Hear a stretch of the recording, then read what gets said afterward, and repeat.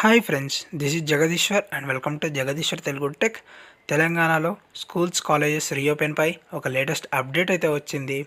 ఆ అప్డేట్ గురించి full details ఈ వీడియోలో చూద్దాం.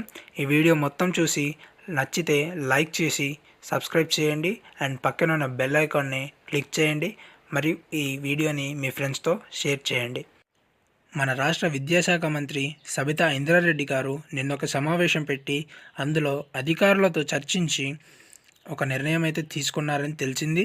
అందులో స్కూళ్ళు కాలేజీలు పునఃప్రారంభించడంపై విద్యాశాఖ తీవ్ర కసరత్తు చేస్తుంది అని, పలు రాష్ట్రాలు స్కూళ్ళు కాలేజీలను జనవరి 1 నుంచి ప్రారంభించిన నేపథ్యంలో 9, 10 ఇంటర్ విద్యార్థులకు సంక్రాంతి తర్వాత ప్రత్యక్ష బోధనను ప్రారంభించే అంశాన్ని పరిశీలిస్తోంది.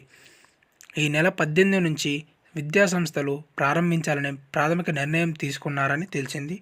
సీఎం కేసీఆర్తో చర్చించిన అనంతరం అధికారులు దీనిపై తుది నిర్ణయం ప్రకటించనున్నారు అని ఈరోజు మనకు ఒక అప్డేట్ అయితే వచ్చింది.